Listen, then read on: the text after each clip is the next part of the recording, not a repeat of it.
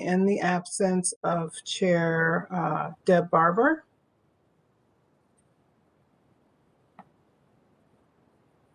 We'll give it a few moments to allow others to get on the line.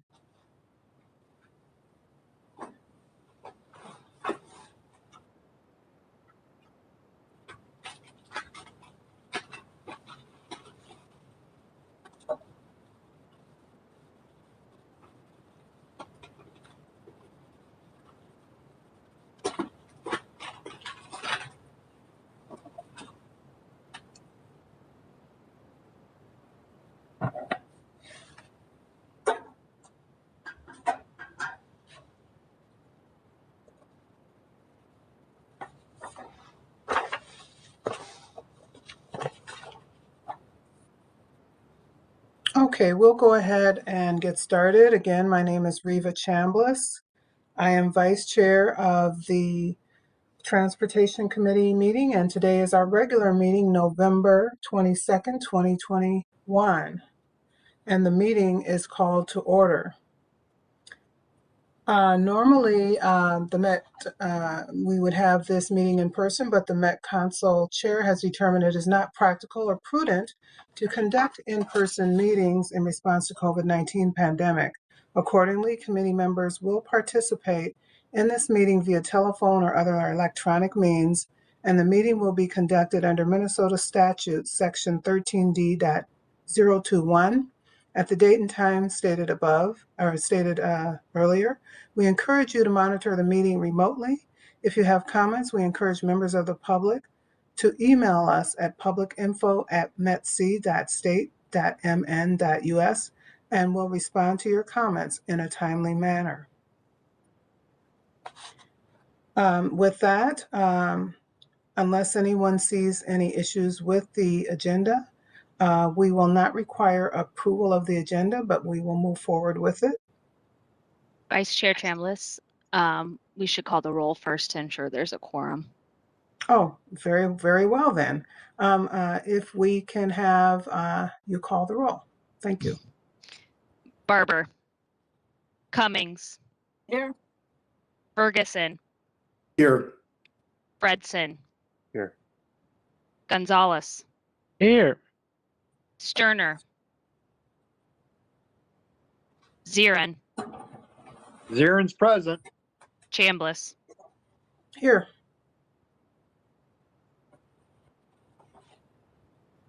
Okay. With that, it looks like we have a quorum. And next we will have approval of the minutes. And are there any questions or changes for the minutes? If not, can we take the roll for approval of the minutes? Vice Chair, I can take the roll after we have a motion in a second. Oh, very good. I'm a little rusty on this. Approval of the minutes.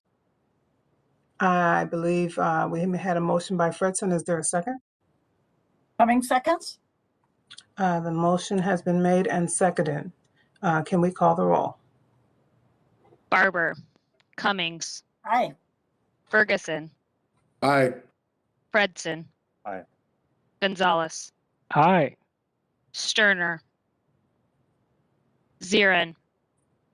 Aye. Chambliss. Aye. With that, the minutes are approved.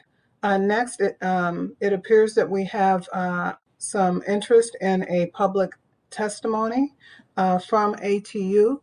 Normally for our public testimonies, we have 2 to 3 minutes. So if you can go ahead. Thank you, Ms. Chambliss. Just quickly, Ron, I'm set to speak, and also Ron Camuller, and he's here with me. So we don't have to switch lines. I can just pass the computer over to him when I'm done speaking. Sounds good. So quickly, I want to thank you for allowing us to be here tonight to raise some concerns about the rust mitigation project that is happening. Just first, I'd like to say one of our issues is under the Thrive program. Metro Transit is supposed to include all stakeholders, and one of the frustrating, sorry, it looks like Ray's got his hand up there. Chair Chambliss, I'd like to step back a second. We didn't get in that introduction as to who is speaking right now and who is going to speak. Sure, Thank please you. state your Ryan, name go ahead. please state Thank you, your Ray. name and your organization. Sorry about that. My name is Ryan Timlin. I'm president of Amalgamated Transit Union. We represent Metro Transit employees.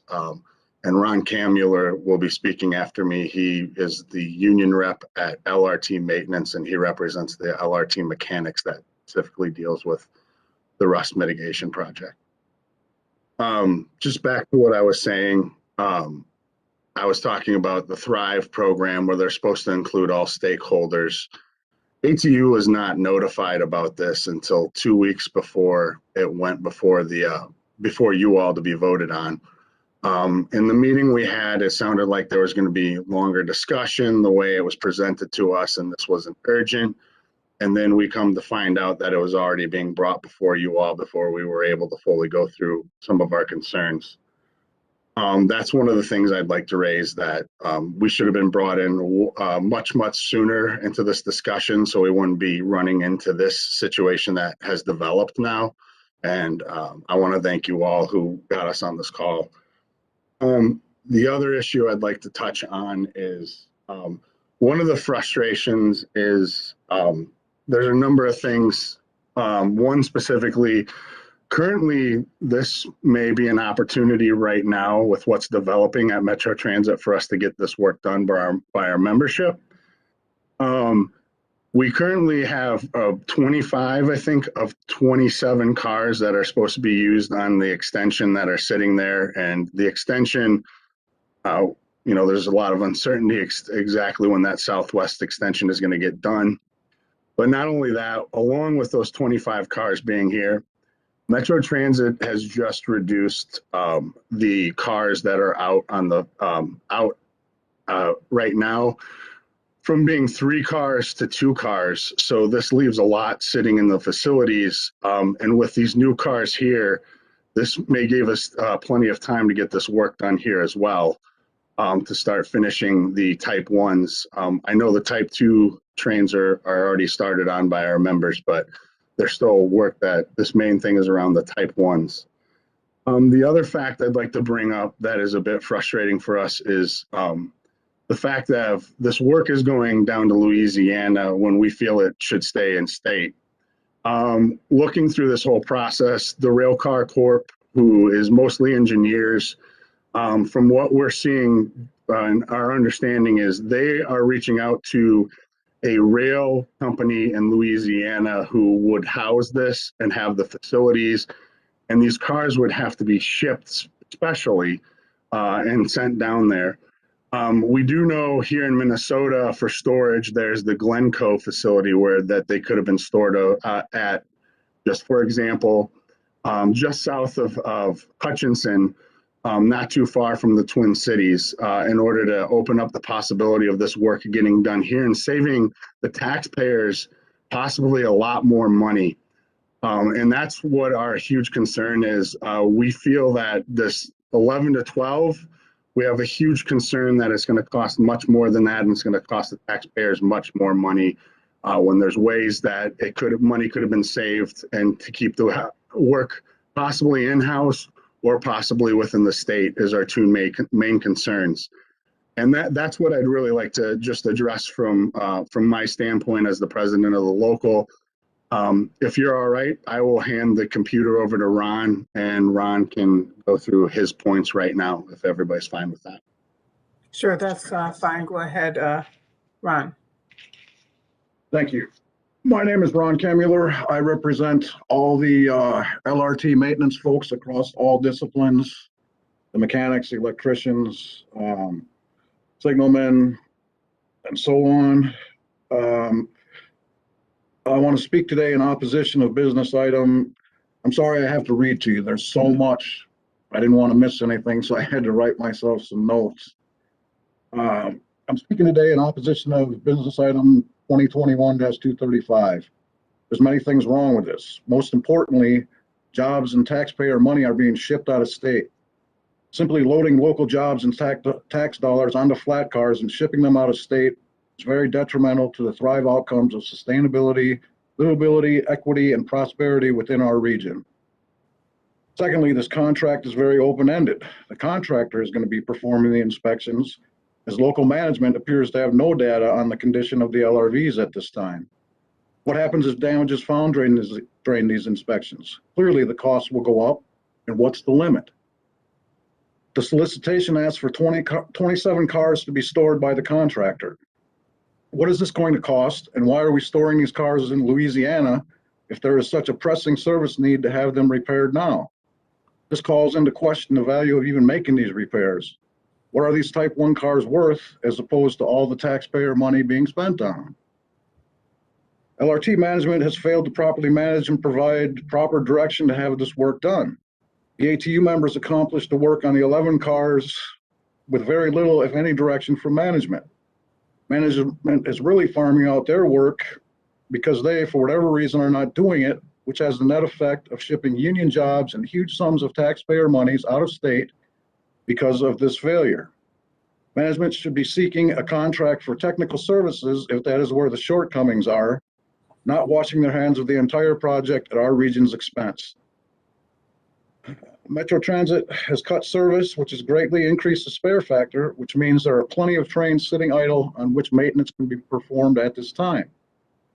As the president alluded to, there's 25 Type 3s on property for the extension. Get these trains in service, that dramatically increases your spare factor and gives us plenty of time to get this work accomplished. Metro Transit has spent large sums of money expanding the LRT body shop in Minneapolis, apparently with rust mitigation in mind. A second bay was constructed with a Macton lift to facilitate this work. Yet this work is going away.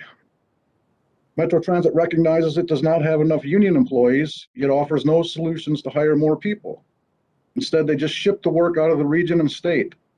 This has been done with the traction motors being sent to Canada, EHUs sent to Pennsylvania, and the list goes on. Again, at the expense of our region.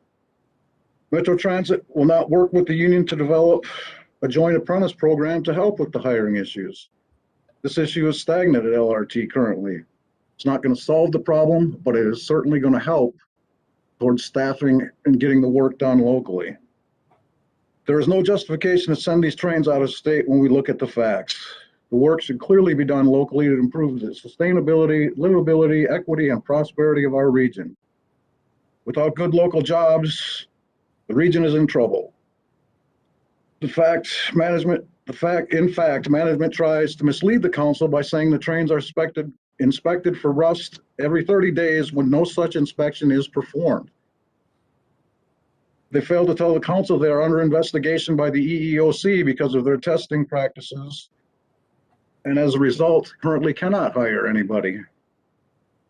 The Met Council must vote no to this proposal when looking at all of the available facts and direct LRT management to operate responsibly and hold management accountable to the taxpayers. The facts in this matter allow no other outcome to be reached. Management has manufactured this problem by failing to properly do their jobs on many levels and are trying to hold our region down in direct conflict with the goals of the Thrive 2020 plan. Thank you. Thank you. Mr. Hawthorne. Excuse me just a moment. I wanted to say thank you, and it sounds like there's a committee member that has something to say. If you could raise your hand so I could see that next time, and then we'll have a chance to give you a chance to speak. Normally, we do not have a discussion after our public testimony. If there is a question related to the process, then we can take that. Council members, Aaron?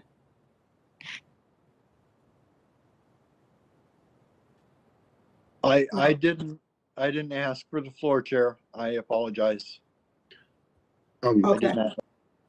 Sorry, I do notice John Hawthorne, who we also, he's on here to testify as well.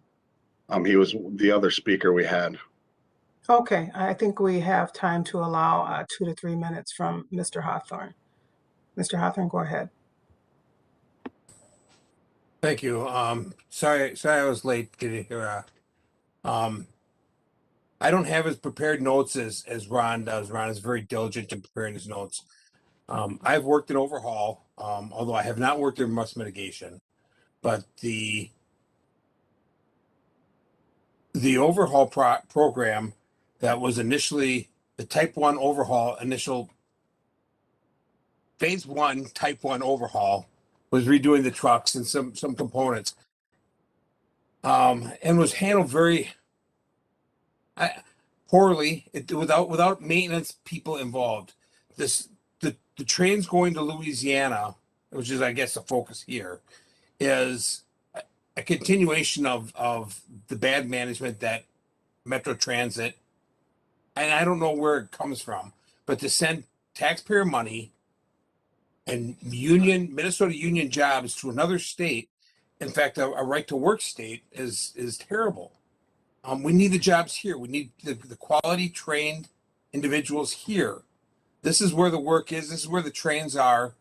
To send our trains to another state to profit that other state at the expense of ours and our taxpayers who bought those trains, who maintain those trains, who maintain the rail, is a shame and shouldn't be allowed to happen.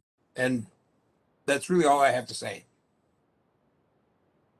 Thank you. And for clarification, the business item that they are referring to is 2021-325. I think someone got the numbers mixed up earlier. And we will be discussing this item again at the December 8th council meeting. Moving on, there is a report, a tab report. And Mr. Dugan, I think you are the person that would be giving that report. Yes, Go ahead. thank you, Madam Chair. I just had to unmute myself. Yes, thank you very much. Good afternoon, Madam Chair, honorable committee members, General Manager Koistra, Deputy General Manager Thompson, Acting MTS Director Benowitz, and of course, Becky. Without her, I guess this program wouldn't run, so thank you.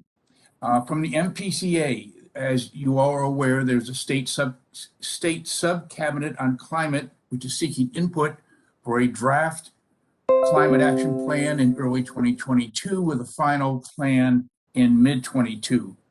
Representatives, in addition to this council, are, as you know, probably the MPCA, Commerce, Labor, Industries, DPS, Department of Health.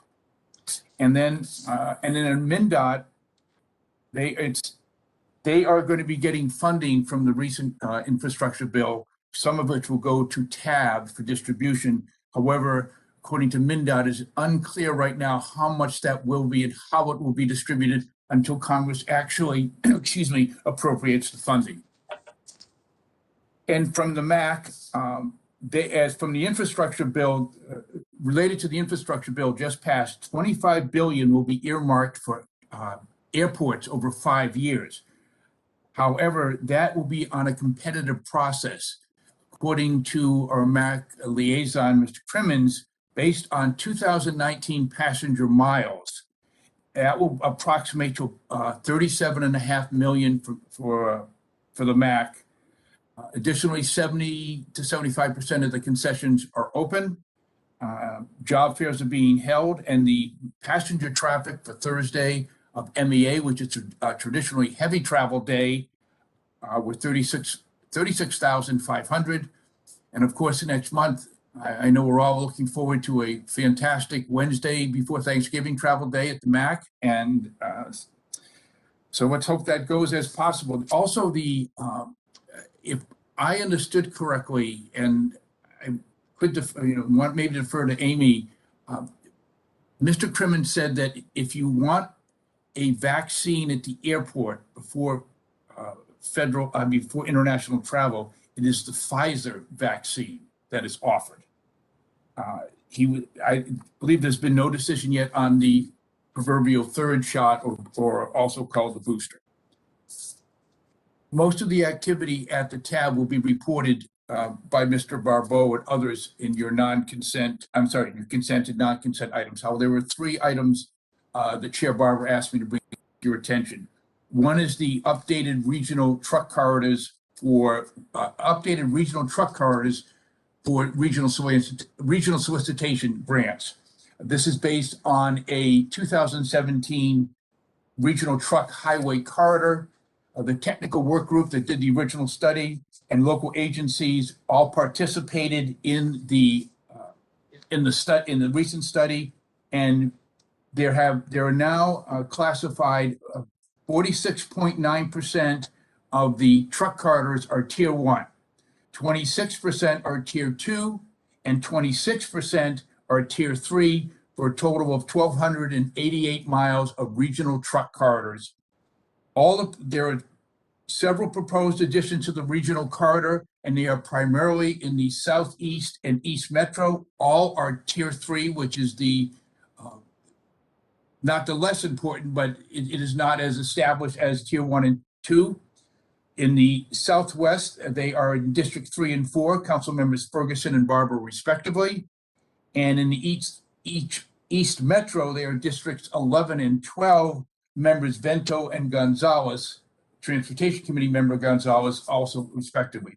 The second item was the approval of the functional classification map of roadways within the Metro. As you know, this is done so that we can qualify, or the Metro area can qualify for Federal Transportation Fund. It's done every 2 years.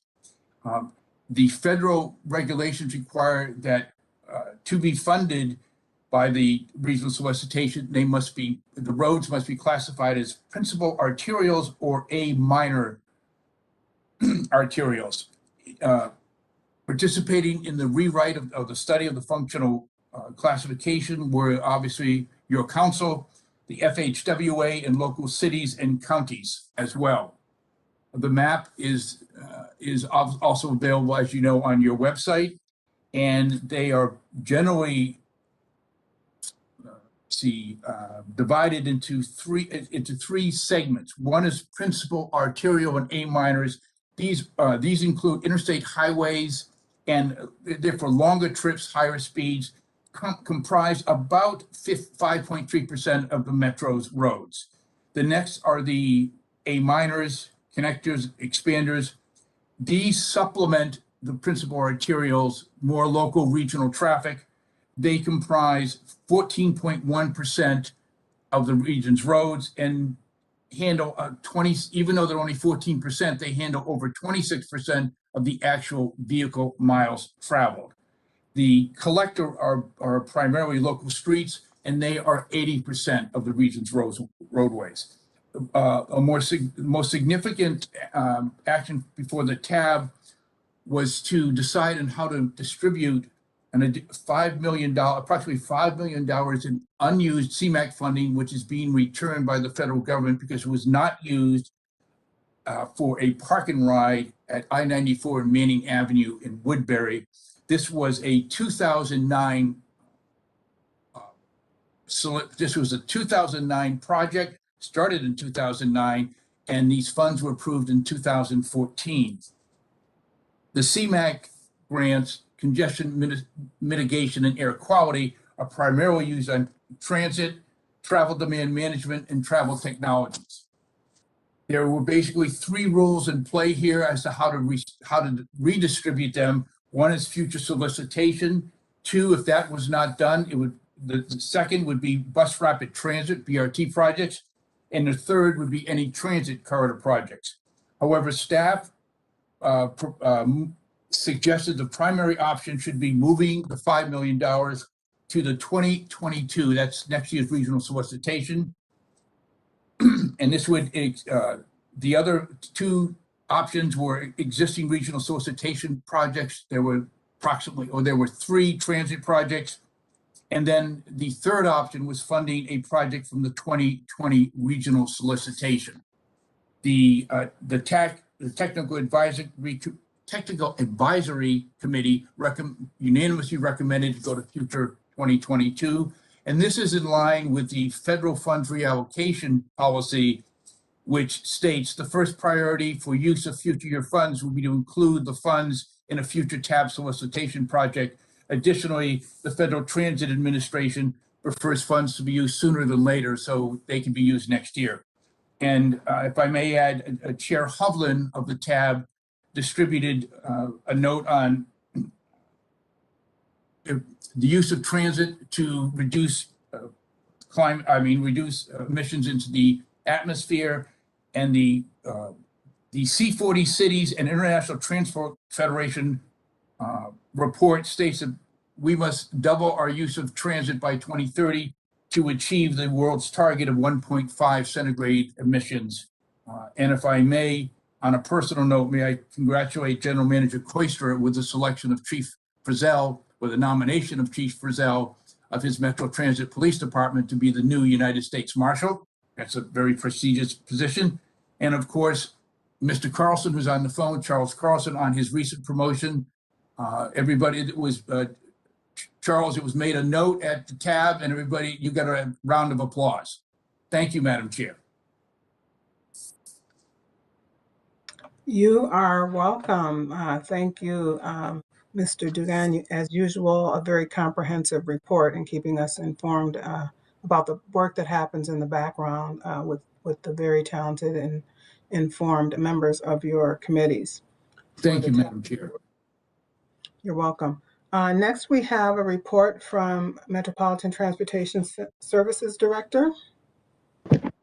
Madam Chair and members, I just have one item to report today, and that is that last week the USDOT announced the award of almost $1 billion nationwide in 2021 RAISE grants. These grants are competitive grants, formerly known as BUILD grants, if you've heard of them in the past. Minnesota received 3 grants, all of them in the metro area, totaling $16 million. And the 3 grants are, the first one, it was $1.4 million went to the city of St. Paul for the Rondo Neighborhood Street Improvement Study.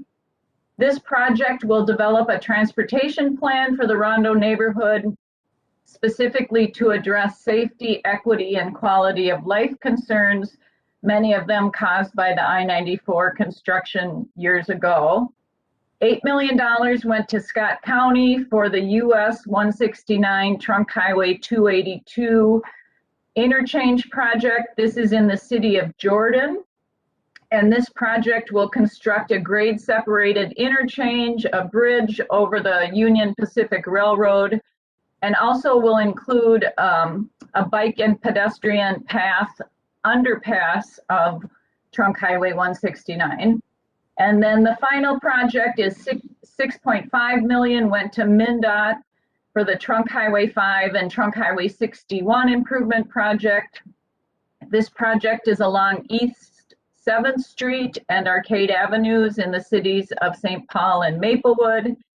And this project will reconstruct 4 miles of roadway, will include pedestrian crossing upgrades, sidewalk gap closures, regional trail connections, and streetscape along the streets, including planting over 350 trees so that they look like boulevards. And then also ADA and stormwater improvements. So this was a big win for Minnesota and specifically for the region for these 3 federal projects. And that is all I have today. Awesome. Any questions of our MTS report? I don't see any hands raised, so we can go on to the Met Transit General Manager report, Wes Koister.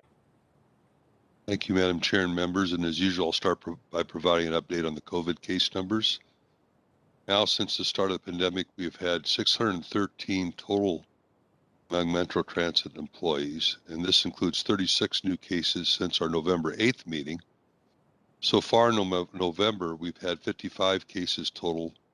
For context, we had about 129 cases in November of 2020.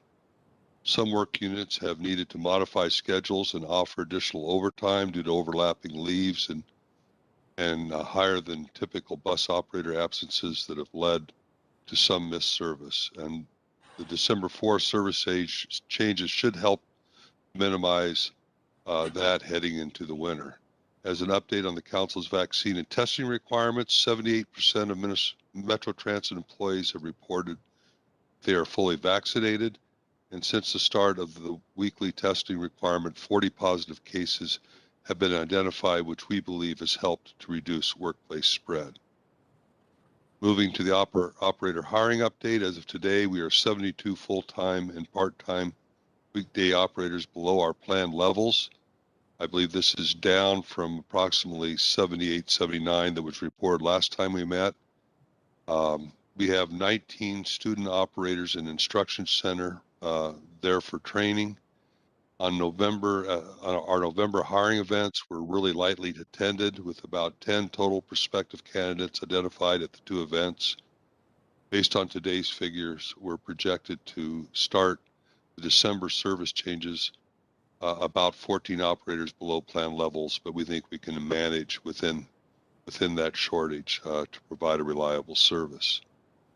Finally, I want to mention that Orange Line opening December 4th, a reminder that that event is on Saturday, December 4th. Service begins at 6 a.m. and operates every 30 minutes on weekends and every 15 minutes on weekdays. Council members and the public are invited to attend the ribbon cutting and opening ceremony at 1 p.m. outside on street level at the I-35W and Lake Street stations. So if you plan to attend, dress warmly. It's an outside event. There will be food vendors, entertainment, and partner information tables there as well from 2 to 4 p.m. Following the ribbon cutting at Lake Street, a special Orange Line bus will take public officials to the Heart of the City station in Burnsville for a short walk to Nicollet Commons Park to another opening celebration happening there from 2 to 4 p.m. Council members are welcome to attend both events during the entire weekend, and on Monday, December 6th, we are very excited to offer free rides on the Metro Transit Orange Line so the community can try the new BRT service. Staff ambassadors will be riding buses and be available to answer questions and help riders. On Tuesday, December 7th, this will be the first day of fare collection. Staff will be at Orange Line stations to assist riders and answer questions about new connecting bus service. So with that, Madam Chair, I'm open for questions or comment. Any questions or comments on that report?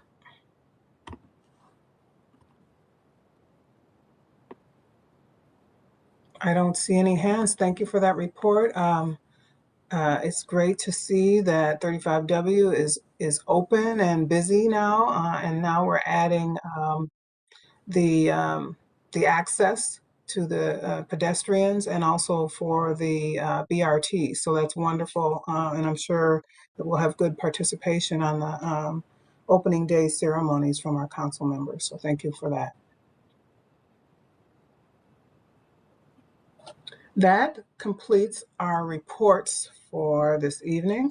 Next, we have on the agenda our business items with 3 consent items, 2021, 334, 335, and 336 on consent, and I'd like to see if there is a motion to pass these consent items. Fredson, I move approval of consent. Moved by Fredson. Is there a second? Cummings seconds. Seconded by Cummings. Can we take the roll for the consent items? Barber, Cummings, Aye. Ferguson, Aye. Fredson, Aye. Gonzalez,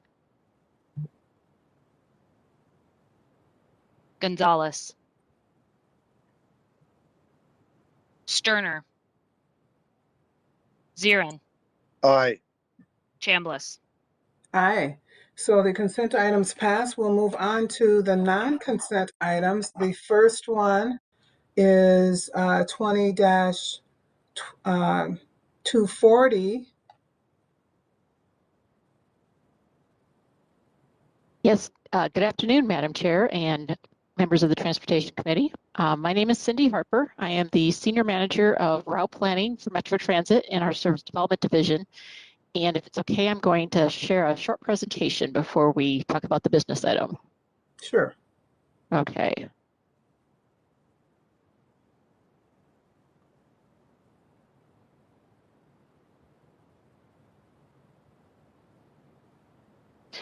All right. Thank you. Some of you may be familiar with some other example of Title VI work that we do, such as service equity analysis whenever we have a major service change, or a fare equity analysis whenever we look at changing our fares. Today, I'd like to review another example of our Title VI work, which is our recent Service and Facility Standards Monitoring Study. And then would like to ask the committee for approval of the results. The FTA requires that most agencies, including Metro Transit, do a formal review that compares the amount and the quality of service and facilities in communities of color and low-income areas as compared to the rest of the system. And the language of the federal requirement is here in italics. We are required to set standards and policies to protect against discrimination in how we design and operate our service and how we site our facilities. Some of these standards are included in the Transportation Policy Plan. Others are best practices and department procedures. We're required to do the study at least every 3 years in order to make sure that there are no disparate impacts or disproportionate burdens. And just for reference, disproportionate burden refers to income, disparate impacts refers to race. It's important to note that Title VI is just really one piece of our broader strategic framework that Metro Transit uses in order to define the goals and the core elements that we use to characterize our work. The number one core element is to meaningfully advance equity inside our organization and also around the region. And among the ways that we do this is by evaluating our performance and fostering innovation in order to make continuous improvement. We certainly recognize that equity is not achieved through a single program, project, policy, or procedure, but in the integration of equity work throughout the entire agency. The methodology that the FTA requires us to follow for this study focuses on where people are living. It does not consider where riders want to go, so it is an incomplete picture. Please note that this work is different from our annual service equity evaluation report, which takes both origins and destinations into consideration. This isn't an evaluation of our service overall, but rather an evaluation of our compliance with the standards that we have set. And just a sneak preview, overall the results are positive with no categories showing any potential for disparate impact or disproportionate burden.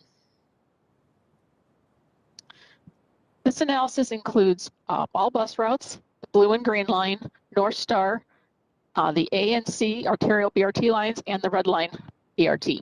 It does not include routes that are operated by the suburban providers or non-fixed route services such as TransitLink and Metro Mobility. We used fall of 2019 and fall of 2020 data, kind of depending on which was more appropriate given the pandemic. And we looked at 6 areas of review, including the distribution of transit amenities in order to ensure fair access to bus shelters, customer information, and other types of facilities.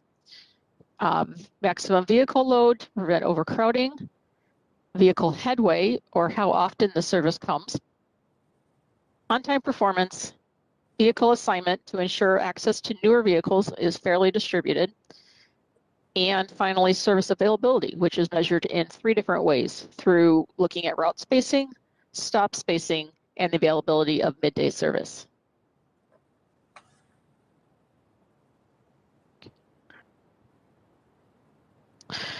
So to compare compliance, we review areas, routes, and transit stops by race and by income.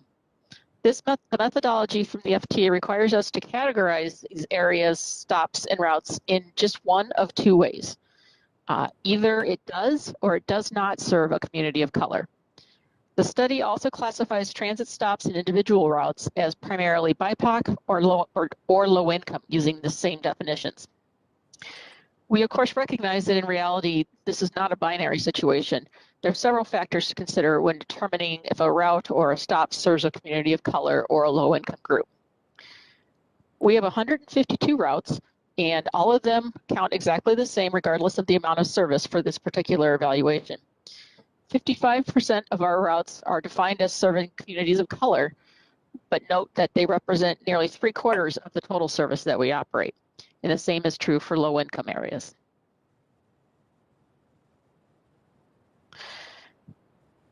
In the average census block group for the Metro Transit service area, 31.3% of the residents identify as Black, Indigenous, or people of color. Areas that exceed this threshold of 31.3% are defined as predominantly communities of color by the FTA. This map shows which areas are considered as communities of color based on that definition. You can see that the majority of the darker orange areas is covered by transit service.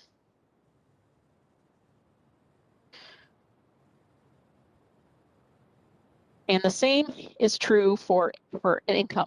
Again, the darker blue locations, which are classified as predominantly low-income areas, generally have more transit service available. The threshold that we use in this region for low income is 22.8%. In an ongoing effort to align with other council work and to improve the quality of our analysis, we've made a few changes to the methodology compared to the last time we did this study back in 2018. We raised the poverty threshold from 100%. We changed how we calculate distance from transit stops. It's no longer just as the crow flies, but recognizes the geographic and built environment barriers.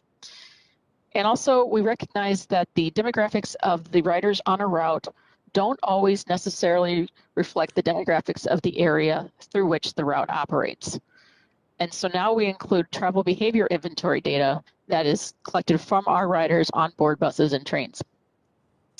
And to account for the fact that most riders access our park and rides by driving, we have expanded the area served on bus routes where most of the users board at park and rides.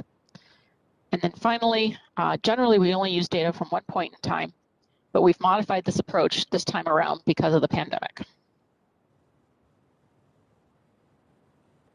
So we analyzed 10 different standards within the 6 categories that I reviewed back on the 3rd slide here. And good news is that we passed in all analysis areas. In fact, for most of these categories, we met the standards at a higher rate for routes and areas serving communities of color as compared to non-BIPOC areas. And the same is true when considering low-income populations. As an example of how we did the analysis for one of the 6 areas of review, I'd like to focus on the midday service standard. The key question we're answering that we're trying to address is whether communities of color and low-income areas are served equitably in the midday, which we define as between 11 a.m. and 2 p.m.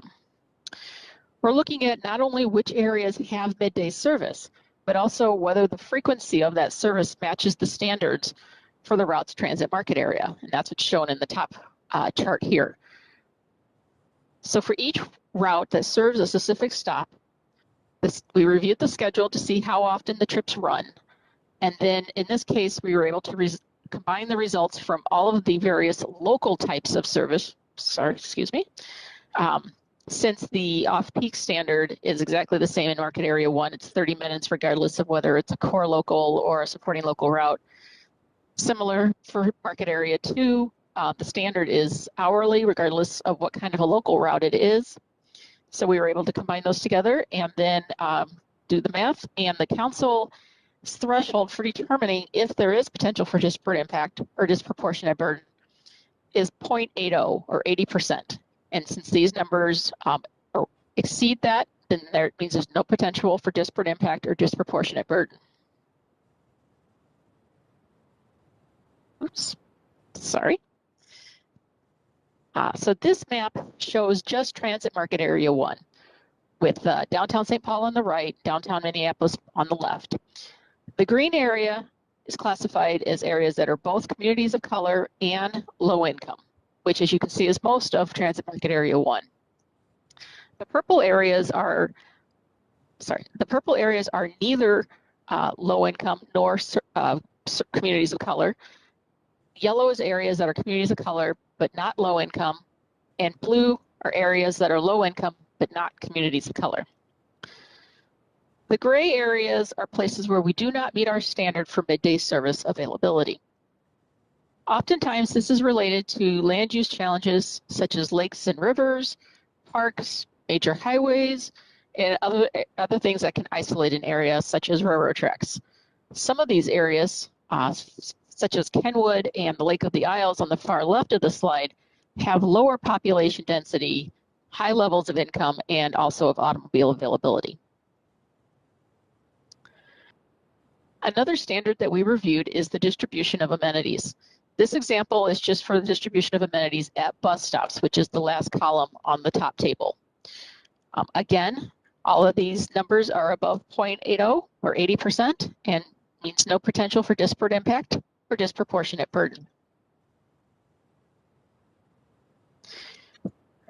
This map is similar to the one a couple of slides ago, except it shows the entire region, not just Market Area 1.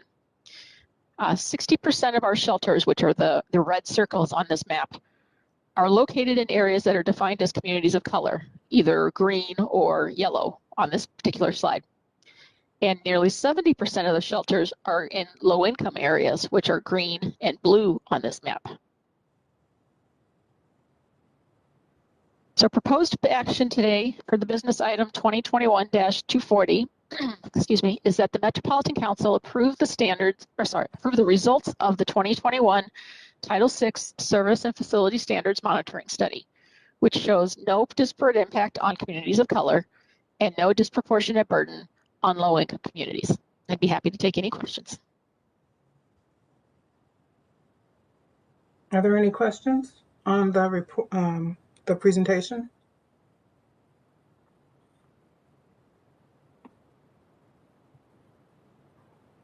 I do not see any hands raised. So I would like to ask if there is a motion to pass item 2021-240. Cummings moves approval. Okay, motion to move approval. Is there a second? Fredson will second. Seconded by Fredson. Any, well, we've already asked for questions. I don't think there would be any further discussion unless somebody has anything to add. So with that, can we take the roll? Barber, Cummings, Aye. Ferguson, Aye. Fredson, Aye. Gonzalez, Aye. Sterner, Zirin, Zieren's aye. Chambliss. Aye, with that, the motion passes. Next, we have 2021-306 Southwest Light Rail Green Line Extension Civil Construction Change Order. And let's see.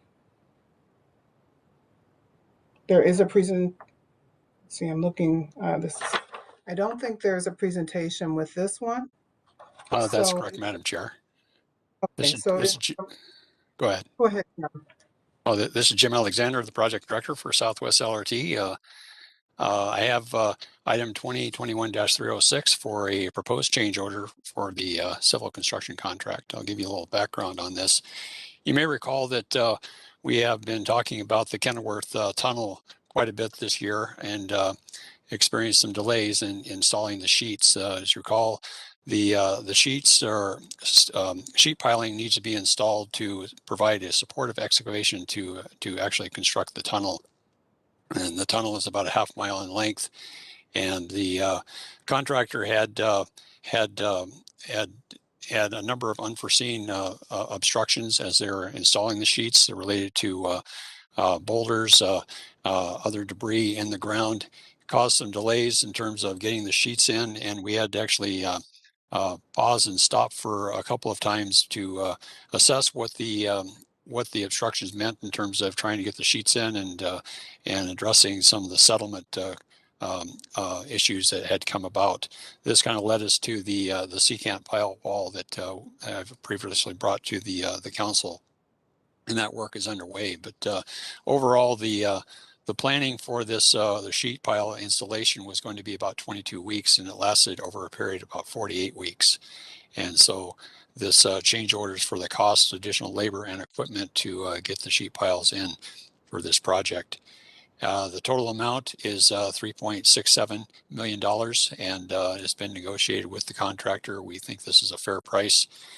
So, Madam Chair, with this action, we'd propose the Metropolitan Council authorize the regional administrator through the Southwest Light Rail Transit Council authorized representative to negotiate and execute a change order for contract 15P307A with London Across and joint venture in an amount not to exceed $3,671,582.67. I'll be happy to take any questions. Are there any questions? Councilmember Zarin. Thank you, Chair Chambliss. Mr. Alexander, how come we keep having cost overruns here? I just don't get it. You keep coming back for change orders. Did we not know that those boulders were in the ground? Did we not have a plan to mitigate the soil conditions and the debris that's there? Give me an answer. Yes, Madam Chair, council members. Well, we did know about this item. In fact, I brought this to everyone's attention back earlier this year that we would see a change order for the delay of the sheets. Back during design, we did not fully appreciate the magnitude of the boulders in place. We actually had a lot of discussions with the supplier of the equipment to install these sheets. You may recall that we had to do something besides the typical method of getting these sheets in. Usually you use a hammer or vibratory method, and we had to use a press and piler method because of concerns with vibration to nearby properties. So we had talked with the manufacturer of the equipment and reviewed this extensively during engineering, and it was determined that this is a good route to go. Unfortunately, as we got into the work, we found that the sheets didn't go in as easily as originally intended, and we had to go through an alternative method of augering in front of the sheets as the sheets were pressed into the ground to get the sheets into the ground. These sheets could go down about 65 feet, so it's a pretty extensive depth they need to go to. Well, as a result of that augering, it created some settlement, and that settlement we had to reassess on how we're going to approach that, because we have some of the sheets running by some buildings very close by, and we were concerned about the settlement. So out of an abundance of caution, we had to revise the supportive excavation along about a 500-foot segment to come up with a different supportive excavation instead of the sheets. And so all these pieces caused delay in getting the sheets in. So it was an unforeseen condition, and that's where we're at, Councilmember. Councilmember Zarin. Chair, Mr. Alexander, just a follow-up question on the press and pile. Is that new technology? Is that unproven technology? Did we know, obviously when we use a pile that's hammered in, that disrupts everybody in the area for vibration, the noise, and it drives people absolutely bonkers, the constant pounding. The idea of going with a press-in pile sounds like a great idea, but it sounds like it just doesn't work. Do you have anything to say about that technology and, going forward? Is there a way that we could mitigate the vibration and the noise pollution that happens along the way and get this in without having a cost overrun? This is a lot of money, Jim. This is not going unnoticed here. Do you have an answer for that, please? Yes, Madam Chair, Council Member. Well, I will say that the sheets are in now. We have all the sheets in place, so we don't have to be dealing with press and piler anymore. But I would say this technology has been around for quite some time. I actually went down to New Orleans to visit to see how the machinery worked, and under the right soil conditions, it's a very good operation. You can work right next to sensitive buildings without having that vibration concern. And so in this case, we had to go with something besides vibratory or hammer methods to get the sheets in, and in this case, it didn't work out well.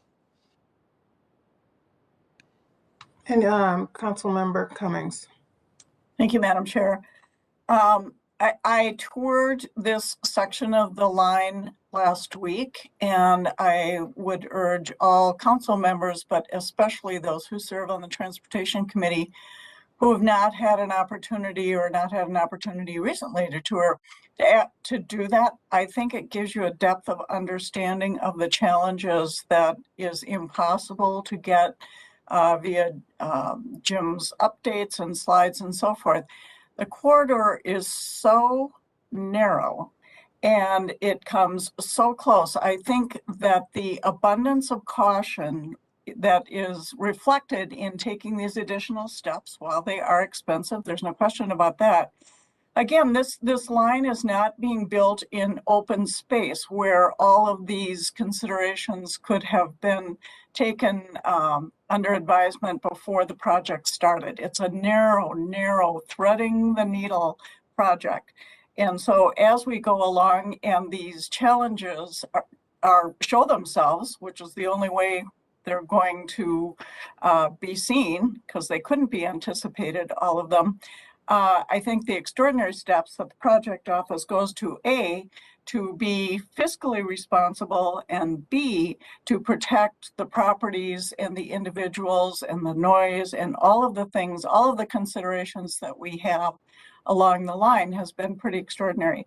I would guess that we will see additional change orders as we go, because as the project moves forward, now we're at 60% completion, but as it moves forward, we very likely may encounter additional challenges that were not anticipated before the line was started. And I think that I have absolute confidence that the project office and the engineers and all of the people who are involved in this are doing everything they can to mitigate the challenges as they show themselves. Sure, it is frustrating and it's challenging, and it will continue to be until it's done. But again, I would really encourage, especially Transportation Committee members, but the entire Metropolitan Council, to go and tour this. You will have, I believe, you will have a different understanding and take on the challenges when you are walking the line or seeing the line up close and personal. It's a big challenge, and Jim, thank you for the tour, and I appreciate all of the effort that's going into mitigating the challenges while being fiscally responsible and recognizing that this is a lot, and it does come in front of us, and it will likely continue to come in front of us. But I have the full faith that you are doing the best that you can in your team, and so thank you for that. Thank you, Councilmember Cummings, for your perspective. Chris, Councilmember. I'm just curious, as we've approved all these change orders, where are we at with the total funding for the project, and do we have enough money to complete the project, and where are we at with ensuring that we get the project done? Sure, Madam Chair, council members, maybe I could give you a little perspective. So just recently, you may recall there's 200 million that was added to the project. So that brings the total amount of the project to 2.2 billion. That was money that was held in reserve by the county, Hennepin County, for cost overruns. And you may recall that we had two significant issues. One we're talking about tonight, the unforeseen conditions in the Kenilworth corridor related to the tunnel, but the other is the introduction of the corridor protection wall just east of this area. Now, we formally plan to open in 2023, and we've been acknowledged that on the public that that is no longer possible. And we're currently involved in getting a revised schedule understood. But there's a process to that. We first need to get a revised schedule on the civil construction, and that we're currently involved in negotiations with the civil contractor, LMJV, to get a revised schedule. Once we have that in hand, we will then need to negotiate a revised schedule with the follow-on construction work with the systems contractor. Essentially, systems follows civil construction. And this information will lead to understanding the full revised schedule for the project. Now, I need to have that information to understand what the costs are. There will likely be additional costs needed. We don't have that identified until we can get those schedules understood, and then the costs will follow. So we're diligently working on those elements right now as we speak, and but we don't have those today. Oh, thank you. Does that answer your question, Councilmember? I just want to be clear. So we're saying that there's enough money right now to complete the project, unless, is that what your belief is based on what your forecasted overruns are for these new renegotiated contracts? Madam Chair, council members, I'm saying that we have presently $2.2 billion, and we need to understand that revised schedule to inform what the costs are going to be. I can't necessarily tell you that the 2.2 billion is going to be enough until we get the schedules understood. Good. Other questions or comments? We certainly do appreciate these updates.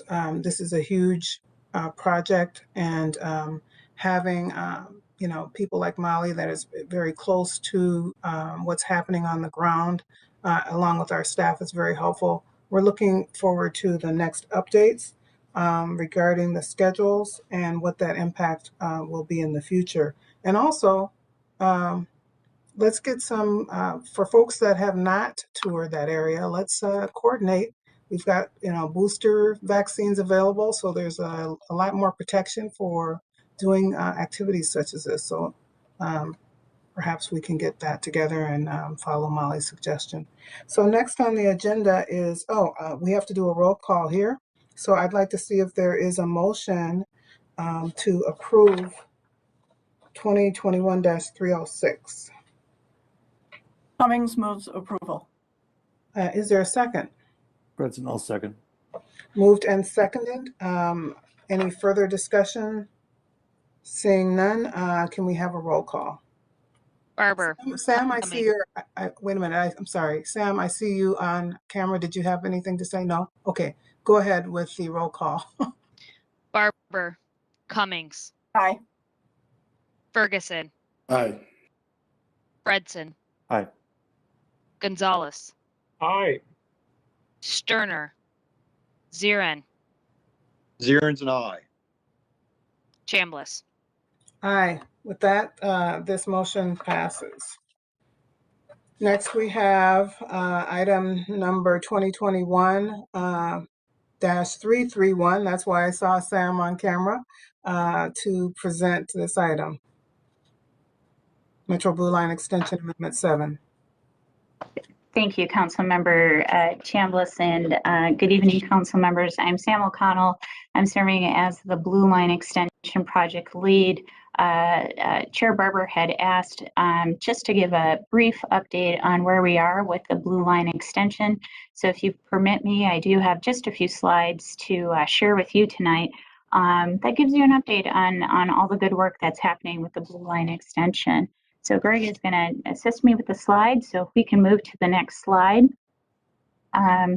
Just highlights, we're going to share with you an update on the Minneapolis design as that moves forward. Also talk a little bit about where we are with project evaluation criteria. Provide an update on the anti-displacement working group and some of the work that's coming together. And then the action before you is an amendment to our environmental contract that we have for us to continue work.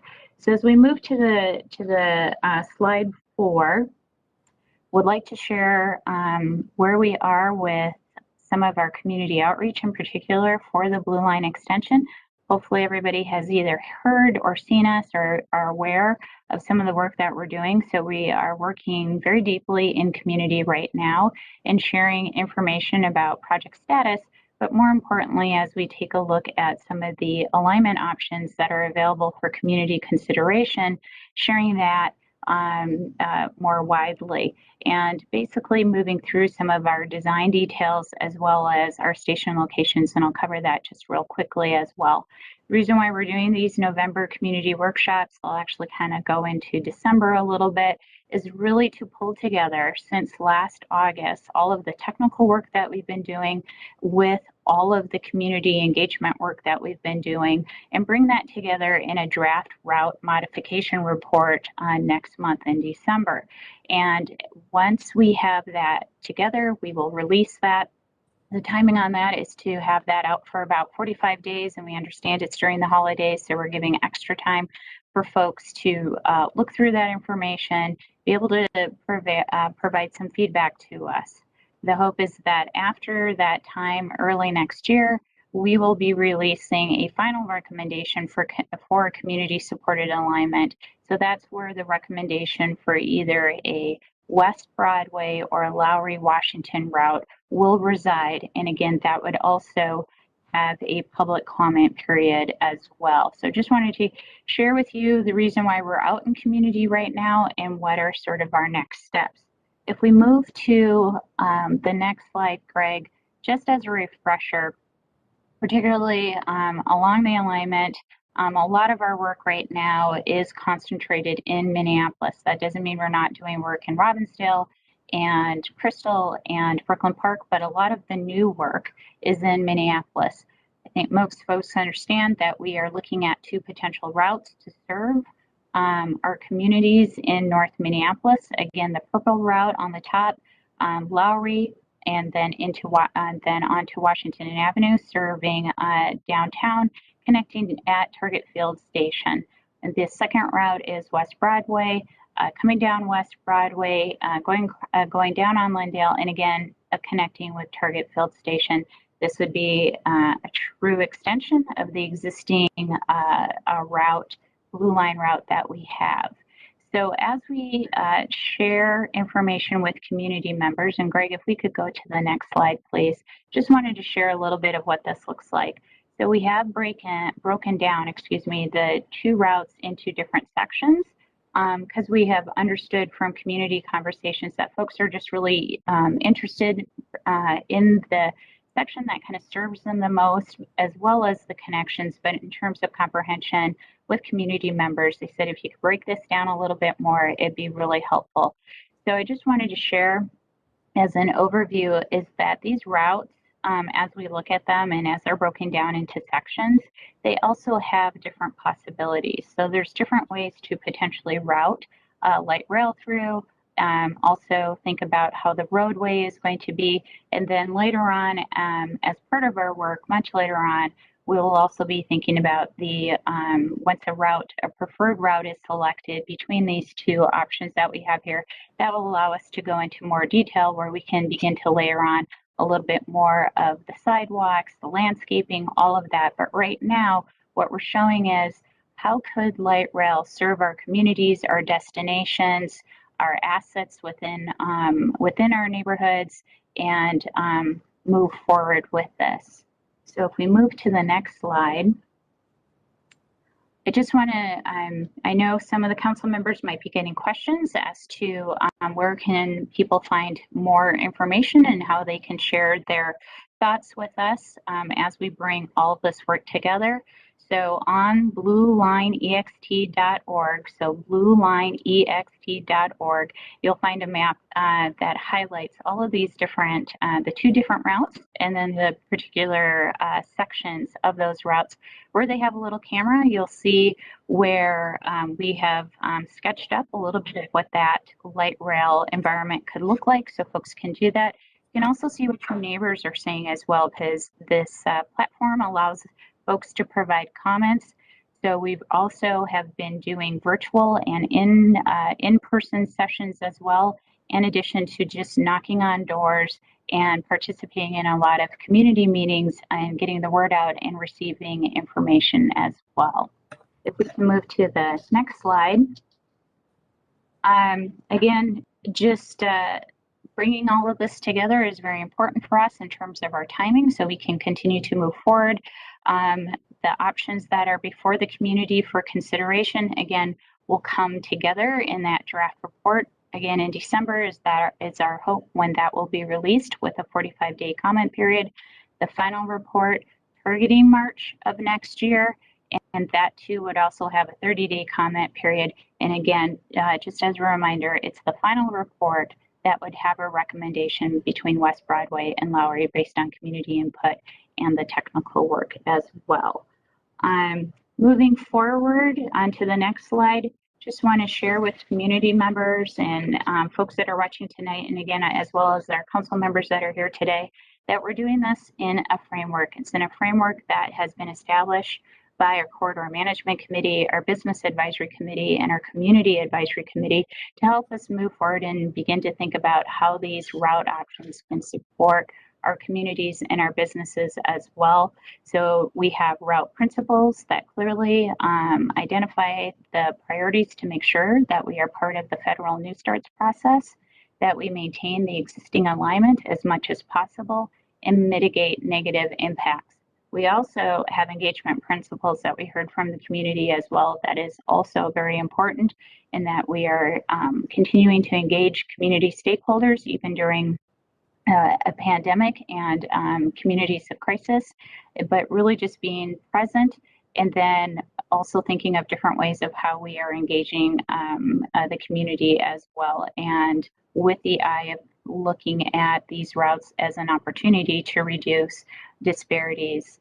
So just wanted to share that that also, in terms of the project goals, will be translated into criteria as part of the draft report and will be presented for comment as well. Also equally important that we've shared with the council back in August when we provided an update is the need for us to be thinking about anti-displacement efforts. Our community members have shared with us that, yes, they're very interested in hearing about the transformative benefits as a light rail project can bring, but also equally concerned about being displaced and not receiving those benefits, both for residential and businesses as well. So if we move to let's try slide 11. As part of the project, we have contracted with the Center for Urban Regional Studies to help us work through those issues. We see this as an opportunity, one of the first opportunities actually, to be bringing in this work this early in such a large-scale project. And it's really to help us understand what are some of those tools that are in the toolbox now. What are tools that we may need to think about how, again, we keep community members in place so they receive the benefits of this project and also be a part of this project. And this also is extended to businesses as well. So we're in the process of understanding what that working group could be. So C. Terrence Anderson is the Center for Urban Regional Studies project contact on this. And C. Terrence is working on pulling together from communities right now, what are their thoughts on a working group? Who should be at the table? What interests should be represented? And we'll have more information on that as that work continues. So for tonight, there is an action in front of the council, and it is an amendment 7 to our environmental work that is continuing right now. This supports the design and as well as the environmental documentation that will be needed to keep this project moving forward. So Amendment 7 to the HDR contract number 14P156 extends the existing contract from December 31st, 2021 to December 31st, 2024. The amount that would be added to this contract is $2.5 million in the not to exceed amount of $6,445,113. This is a sole source contract. We believe that this provides us the best value and that the work that has been done on this project so far has been unique and specialized in our environmental work and allows us to continue that work, particularly as we look to next year in 2022, when the majority of our focus is going to be environmental documentation. So with that, Madam Chair, I'm happy to stand for any questions. Sure, any questions of council members? Chris. Does the environmental work include the impact on people? Impact On people, displacement of people, negative impacts on businesses, negative impacts on people? Madam Chair, Councilmember Ferguson, yes. So in addition to the anti-displacement work that we will be doing, the work as part of the environmental work will also include that, particularly environmental justice. So as we understand the project and its benefits and its impacts, that work will begin to detail out who's impacted, how are they impacted, and then also allows us as a project team, as project sponsors, to understand how we begin to mitigate those impacts as well.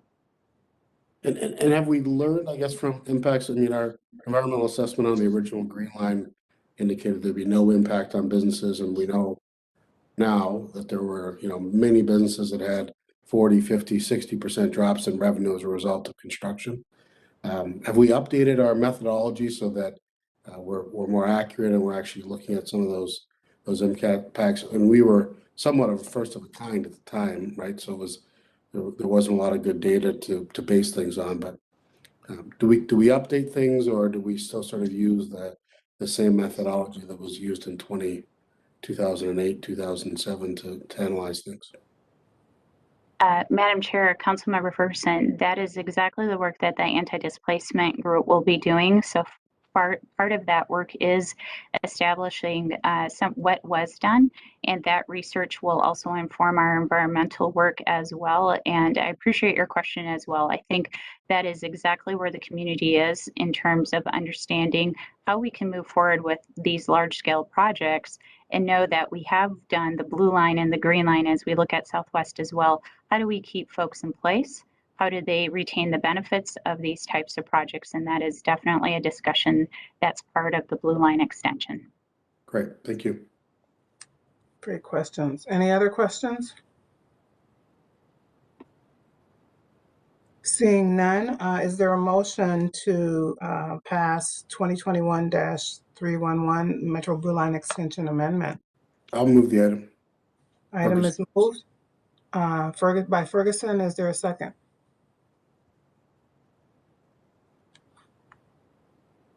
Fredson will second. I heard that Fredson will second. With that, is there we can have a roll call. Barber, Cummings, Aye. Ferguson, Aye. Fredson, Aye. Gonzalez,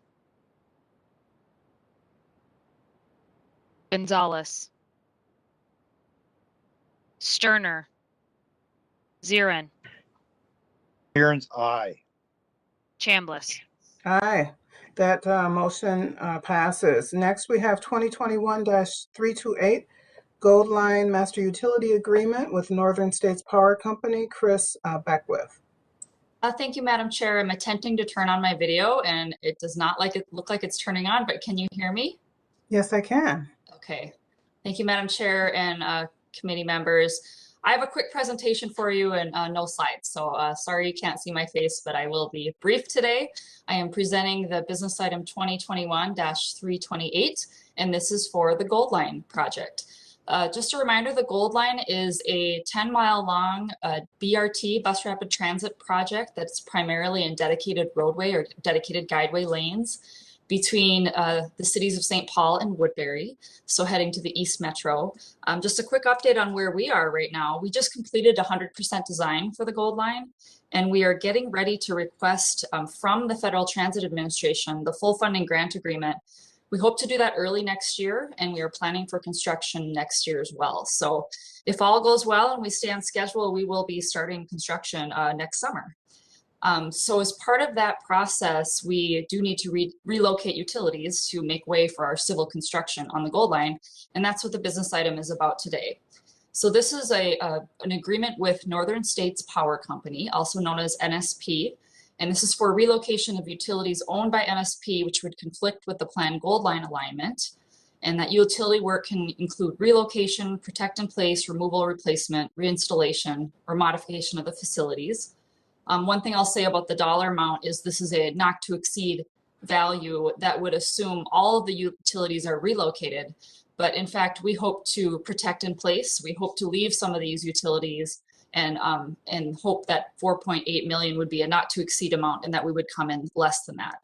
Either way, it is part of our planned budget and part of the process in getting ready to complete the civil construction and start the civil construction. So we would Northern States Power Company is considered a utility owner, and not a contractor or a subrecipient. So they're an actual property owner relocating that infrastructure, and as such are exempt from certain FTA procurement requirements, such as DBE requirements. So that's why you don't see a DBE goal on this one. So the proposed action today is that the Met Council authorize the regional administrator to negotiate and execute a Metro Gold Line Bus Rapid Transit Master Utility Agreement 21M085 with Northern States Power Company in an amount not to exceed $4,800,000. And with that, I will stand for any questions. Any questions? Councilmember Zarin? Thank you, Chair Chambliss. I do have a question. And I understand that the FTA rules on procurement don't apply here, but can we still ask NSP to consider reaching out and finding disadvantaged businesses to bid the work or include parts of it? Can we still ask that? Is that possible? Madam Chair and Council Member, we can certainly ask. They aren't required to seek. They do have the authority or the power to choose their own contractors or self-perform that work. We can certainly encourage that. They are not exempt from other FTA requirements, so Buy America still applies in this case. It's just strictly those procurement requirements. So we can certainly ask the question, but would not be able to enforce that, unfortunately. Go ahead, Zarin. Okay, just a follow-up comment. I say we move this item here, and so I guess I'm making a motion, and let's ask XL or NSP as they're on this business item to work with us on that. There's a motion to approve item 2021-328. Is there a second? Fredson, I'll second. Seconded by Fredson. Can we take a roll call? Barber, Cummings, Aye. Ferguson, Aye. Fredson, Aye. Gonzalez, Sterner, Zarin, Zarin's aye. Chambliss. Aye, that motion passed. Next, we have 2021-330, purchase of additional bus mobile validators. Dennis Dworshak? Yes, thank you, Madam Chair, committee members. My name is Dennis Dworshak. I'm a Revenue Operations Manager for Metro Transit. I'm here to present business item 2021-330. It's the purchase of 163 bus mobile validators for Metro Transit and Metropolitan Transportation Services. These are being purchased from Cubic Transportation Systems at a cost not to exceed $540,000. Bus mobile validators, more commonly referred to as go-to card readers, are devices installed in most of the regional fixed route buses, including our partners such as Southwest Transit, MBTA, as well as Metro Mobility and Transit Link buses. And they allow customers to pay using go-to cards. Go-to card payments account for more than half of the fare payments throughout the region. Our current readers were first installed in 2016, and after an upgrade of about 13 years of the previous system. If some of you remember the old footballs that used to be on the buses, these are the replacements for them. These new devices are identical. The devices that we're going to purchase are identical BMVs and will be used to replace damaged and unrepairable existing devices as the equipment ages and as we expand our fleet. This is a sole source procurement. The manufacturer, Cubic Transportation, created customized and proprietary hardware and software for these readers to work seamlessly with all go-to card systems and software, including our ticket vending machines, rail smart card readers, and other. And there are no other vendors that provide these devices and software that is compatible with our system. Our staff has compared the price of these units with past purchases of similar equipment and deemed these to be fair and reasonable. Bus Go-To card readers allow participants of the Transit Assistance Program, you're familiar with the TAP program, as well as senior and youth riders to receive a discount when using the Go-To card. Continued support of onboard Go-To card fare payment on buses ensures low-income and other reduced fare customers will continue to receive our discounts, in addition to supporting all other regional transit users who use the Go-To card system. Madam Chair, council members, this concludes this presentation. I would be happy to take any questions at this time. Thank you. Are there any questions?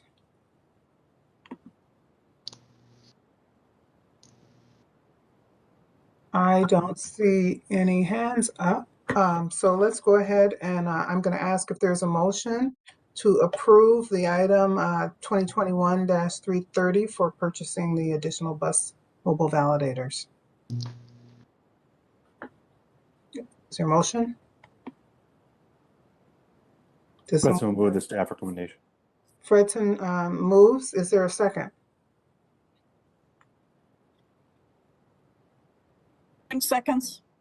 Cummings seconds. With that, can we have a roll call? Barber.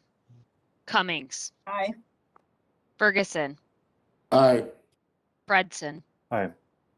Gonzalez. Sterner. Zirin. Zirin's aye. Chambliss. Aye, that motion passes. Next, we have 20-21-331, Memorandum of Understanding, Mnpass Easy Pass Revenue with Ed Petrie presenting. Good afternoon, Chair Committee members. Ed Petrie, Metro Transit. I'm here to present business item 2021-331. It is the Memo of Understanding, Mnpass Easy Pass Revenue Use and Distribution Agreement. It'll be a council agreement number 21I-068. The proposed action is that the Metropolitan Council authorize the regional administrator to execute a memorandum of understanding with the Minnesota Department of Transportation, MnDOT, per state statute for the revenue use and distribution of Mnpass Easy Pass revenues. Just to give you a little background on this, the Mnpass Easy Pass lanes, those are the lanes on I-35W and 35E and 35W. If you get in those lanes with the transponder, you can go on those lanes by paying a fee. They've been in place collecting revenue on I-394 since 2005, on 35W South since 09, 35E since 2016. The system is going to begin. So we have had a memorandum of understanding in place with MnDOT since those periods of time. The last one was updated in 2016 with the addition of 35E. This one is now going to add on I-35W North in late 2021. So that is the purpose of this change to the memorandum of understanding to bring on I-35W North. The revenues from the Mnpass Easy Pass lanes are used within the corridors to pay for the capital costs, operational costs, transit improvements, and transit capital improvements. And any revenues remaining then are distributed by the corridor as prescribed in Minnesota Statutes 160.93. As I stated, this memorandum of understanding includes the addition of I-35W North in late 2021, and also then lays out how then all the operating and administrative expenses will be split between the corridors. Council policy FM 15.1 requires the council approval of income agreements exceeding $500,000, and the forecasted revenues from this will exceed $500,000 per year. We're estimating about between $500,000 and $750,000 a year in annual revenues. So with that, Chair Committee members, I would stand for any questions. Are there any questions? Councilmember Cummings. Thank you, Madam Chair. Mr. Petrie, can you give us an idea historically what kind of revenue? I know you're anticipating 500 to 750, but what has it been in the past? Chair Committee members, very good question. Back in 2009 or 2019, excuse me, our revenues were approximately $800,000. But we also know then the car capacity has gone down with people not going to and from work as much. So we're anticipating hopefully in 2022, the revenues should hit between $500,000 and $600,000. Once it gets back, we would hope to be in excess of $800,000 again. Thank you. Thank you. Councilmember Zarin. Thank you, Chair Chambliss. My question was very similar to Councilmember Cummings, and I give back my time. Okay, thank you. Any other questions? If there are no further questions, is there a motion to pass this item? Cummings moves approval. Is there a second? Fredson will second. Moved and seconded by Fredson. So this motion passes. Can we have a roll call? Barber, Cummings, Aye. Ferguson, Aye. Fredson, Aye. Gonzalez, Sterner, Zirin, Aaron's aye. Chambliss. Aye. Now the motion passes. I was Thank trying you. to jump ahead. Thank you very much. Okay. Next, we have item number 2021, 2021-332, Regional Transit Safety Performance, with a presentation by Joe Barbeau, Daniel Pena. Thank you, Madam Chair, committee members. My name is Daniel Pena. I'll be presenting today. I'm a planner at Metropolitan Transportation Services with Met Council, and I'm here today to talk about business item 2021-332, which is setting the regional transit safety performance targets and the 2022 to 2025 TIP amendment to incorporate those targets. So a little background. MAP 21 and the FAST Act required state DOTs and MPOs to set transportation performance targets in several sectors, including transit asset management, BRIV and pavement condition system performance. And one of the ones that we still are required to set are transit safety performance targets. Now, the MAP 21 and the FAST Act also required certain transit agencies to develop public transit agency safety plans that also include safety performance targets that they set. In the Twin Cities Metro, that was applicable to Metro Transit, MVTA, MTS, and Southwest Transit. That federal requirement required that they set targets for fatalities, injuries, safety events, and system reliability, all of which are defined in the attachment for this item. And after meeting with the transit providers and coming to a consensus, we decided the approach for setting regional safety targets were to use the safety performance targets developed by each transit provider. The rationale for that being that each transit provider has targets that reflect their operating contexts and their safety investments, both currently and in the future, and have all gone through their own agencies' engagement and board processes for adopting these targets.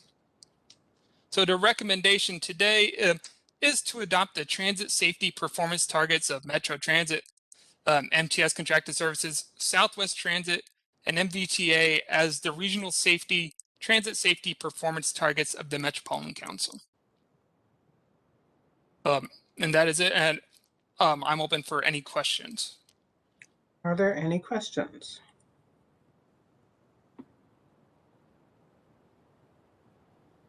Seeing no question, is there a motion to pass 2021-332?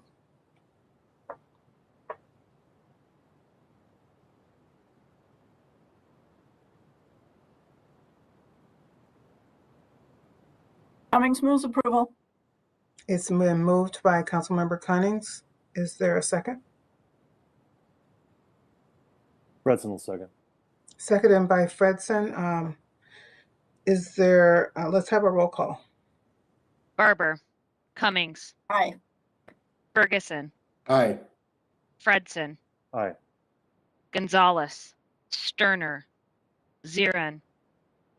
Aye. Chambliss. Aye, this motion passes. Next, we have an amendment to incorporate targets. Oh, I'm sorry, I'm on the wrong line. Next, we have a release for public comment draft amendment number 1 to the 2040 Transportation Policy Plan. Cole Henniker. Yes, good early evening, council members. I'm Cole Henniker, I'm Multimodal Planning Manager for MTS and the Long Range Planning Team in Transportation.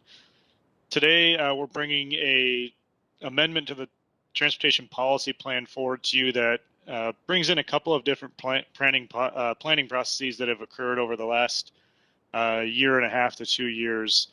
So these amendments aren't very frequent. You might remember that we just adopted the Transportation Policy Plan in 2020. This is the first amendment we're doing to it, and it's to recognize a few efforts that I'm going to describe in a little more detail, and some of which you've already heard about from other staff at the agency. Next slide, please. So just to be clear, the motion today is to actually release this public comment, or sorry, release this amendment for public comment, and to set the public comment time period and the public hearing date. The public comment period and hearing is a requirement under state and federal law. And so we're putting this out for public comment, and then we'll be coming back to you early in 2022 with a public comment report and to ask for final adoption. Next slide, please. Just a couple of reminders that the Transportation Policy Plan has two different funding scenarios. The current revenue scenario is the scenario in which we expect revenues to be available based on our experience and laws through 2040. So it includes inflationary growth and any revenue projections that we have. And this really represents what we call the fiscally constrained long-range plan for transportation for the region. It lays out all of the projects that we think we can build, all of the major regional projects we think we can build. And I bring this up because we are amending the current revenue scenario through this action. I also wanted to acknowledge that we have an increased revenue scenario that tries to anticipate where we would spend funding if additional revenues were to come to the region. So it's acknowledging that we aren't able to afford everything we can do with current revenues, but that we have a plan in place for additional projects that we would be doing if more revenues were to come to this region. And this is also important because we're also amending the increased revenue scenario in this action. So this action will affect both revenue scenarios, and I'll detail out which projects are in which scenario. Next slide, please. So we're going to be talking about Transitway projects in the current revenue scenario. This is a pretty significant aspect of the Transportation Policy Plan, laying out where all our investments are going in the Transitway system in the region. And so we do ask that projects that are being amended into the current revenue scenario meet a certain number of criteria, both to ensure that there's commitments from our partners to build them and that there's support at the local level, but also that they went through a really good planning process to get there. And so these aren't just ideas that weren't vetted publicly before they came to us. And so a couple of requirements here is that projects have to meet the definition of a transitway in the TPP or any documents that are referenced in it, which includes the regional transitway guidelines. So we do have definitions for things like what is arterial bus rapid transit, what is light rail, what is highway bus rapid transit. And then they have to have a mode and alignment identified by a sponsoring agency. And that mode and alignment has to have emerged from a planning process that includes public involvement summaries and assessment of local support. And so most of the time, this comes to us from a county project doing a locally preferred alternative. This would have happened for Botno, Green Line, Orange Line, all of those many, many years ago. Today, we're going to be talking mostly about the Network Next process, which you all have heard a decent amount about from Metro Transit. And so we're not going to cover that in a lot of detail because you've been briefed on it at previous council meetings, but we are going to be recognizing all of that work through this amendment.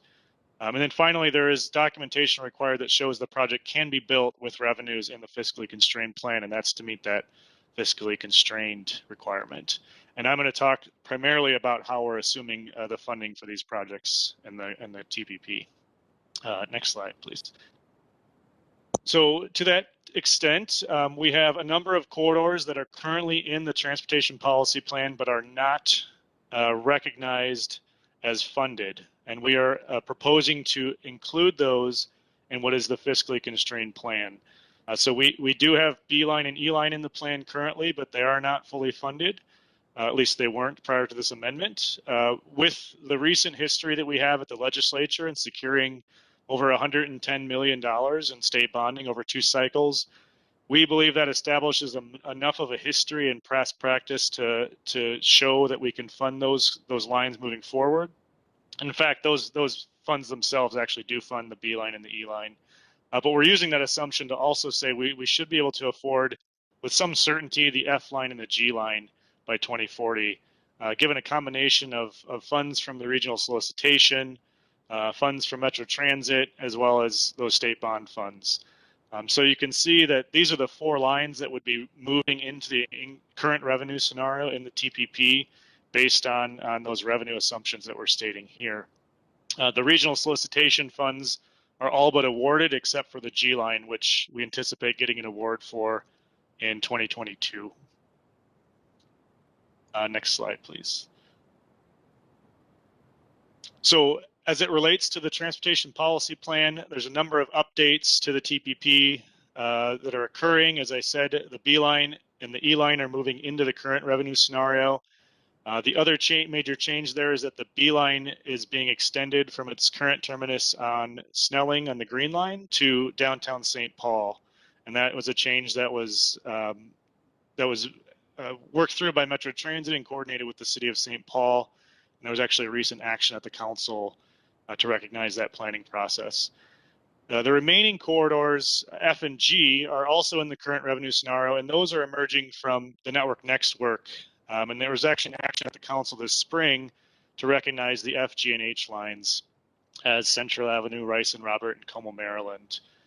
Based on our current assumptions, we're not assuming that we could afford H line, and that's primarily just to not presume what's happening with the regional solicitation, which is a big source of funding for these lines, and to not overextend our commitment on state bonds looking out into the future. As we identify those funds, we can certainly move lines like the H line and any subsequent corridors into the current revenue scenario, but that really depends on as those funds get identified. There's also 7 additional ABRT lines that are being added or updated in the increased revenue scenario as a result of the Network Next work, and those are all listed in the business item as well as in the actual attachment itself. And you all actually heard about that most recently in, I believe it was in October at one of your transportation committee meetings where we adopted that list of candidate corridors for ABRT. There are also 3 lines being proposed to be removed from the TPP. There was a previously there were routes on American Boulevard, North Snelling, otherwise known as the A-line extension, and then East 7th Street in St. Paul. And those did not emerge as priority candidate corridors from the Network Next process, though they were analyzed through that process. They were ranked low, and there isn't a whole lot of planning work going on with those right now. Though I will speak to the fact that Bloomington has raised concerns about us removing American Boulevard, and we are in discussions with them about some options moving forward, and we do expect to receive public comment from the City of Bloomington during that public comment process. We were anticipating that, and so we're working closely with Bloomington to address their comments as they come in. Next slide. And then just a reminder here, this is more just for your info, that these are the past actions that established the E-line alignment, the B-line alignment, F, G, and H, and then the 7 additional Network Next candidate corridors. These are all the council actions that took place ahead of this amendment. So just so you're aware. Next slide. Moving on to highway projects, we also have a number of freight projects that were selected through a MnDOT process in 2020. And that funding is now being recognized in the TPP, as well as selecting the specific projects, which are regionally significant. We generally, when we look at highway projects, we look at the projects are consistent with our plans, goals, objectives, and strategies. And we asked, again, to see that the projects can be afforded with projected revenues. And one of those revenues in this case was the freight funding that comes from the federal government and flows through MnDOT. And we do standard analysis of air quality conformity to ensure that we're not changing the air quality patterns in the region that would put us out of conformance, and that we do some public input, which is what we're proposing to release for just with this action. Next slide. Here are the 6 freight projects that are being funded with this money out of the MnDOT process. You'll note that 5 of these are in the 7-county metro area.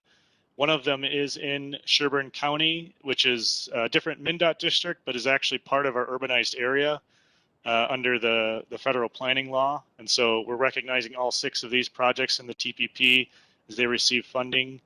This was 6 projects. The 5 metro projects were actually about 20 applicants at the federal or through the MnDOT process. So these are the top 5 competitive projects emerging there. And you can see the list of applicants there. Many of these are combination projects with MnDOT and local partners, oftentimes with the local partners being the applicants for the funds themselves. Next slide. So again, council staff is involved actually in quite a few touch points on freight projects. We do work through a lot of our planning processes with MnDOT and coordinate very well there. I did want to note that all these projects did require MPO support, so support from the Met Council. We did provide support for all these projects as they were consistent with our long-range plan. And so a lot of coordination there between staff and the freight projects, and a number of our planning processes also helped score and evaluate the projects in the MnDOT process. So we do feel like we did a lot of great coordination with MnDOT on the selection process here. Next slide. So just an update on the schedule here. This process as standard through the TPP has been through our TAB and TAC subcommittees. They all recommended it for approval or for release for public comment. Today you'd be acting and the council would act on December 8th. We would then start the public comment period on December 9th and keep it open for 45 days minimum with the public hearing just ahead of the Transportation Committee on January 10th. We'll come back with an information item, with a public comment report and recommendation on the final amendment in February, which gives us a little bit of time to do some tweaks if we get comments, or changes in response to public comments, and also put together that public comment report. And so the recommendation will come back to you in late February, and we also provide an information item to TAB on what public comments we got on this item. So with that, would be happy to answer any questions. Otherwise, as I said, the motion in front of you is to release the amendment number 1 for public comment and set the public comment hearing date. And Steve Peterson wasn't able to be here today, but if you had any more specific comments about freight projects, we could certainly follow up with you. I just don't have a whole lot of detail today. Great, thank you for that presentation. Are there any questions from council members? Councilmember Cummings. Thank you, Chair. It's more a comment and then I will move approval, but I just want to thank you, Cole, and your team and everyone who is involved in this planning. It is so in-depth and it is so challenging because, of course, there are never enough resources to do everything that we want to do. But I think the balance and the various factors that come into deciding where the funds are going to go is really, really important. And then as Bloomington is in my district, I will also thank you for continuing the dialogue and finding ways to continue the conversation and see if there are ways that they can be satisfied, that we can support, and so forth. And I know that's not just Bloomington, it's across the board. So all of the work that is done is very much appreciated, and I would move approval. Great, thanks for moving approval for 2021-333. Is there a second? I'll second. Seconded by Councilmember Ferguson. I want to say that I'm really happy about the balance that we have in our transportation network and the continuing investments that are happening. We're building a much stronger transportation region as a result of these initiatives, and it's something that we can be very proud of. Can we have a roll call?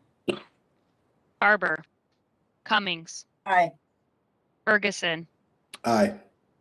Fredson. Aye. Gonzalez. Sterner. Zirin. Zirin's aye.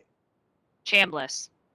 With that passes, and that is the last item that we have to vote on for the evening. Our next item is information, public art program update with Mark. Chair Chambliss, can I just ask one question before we get into that?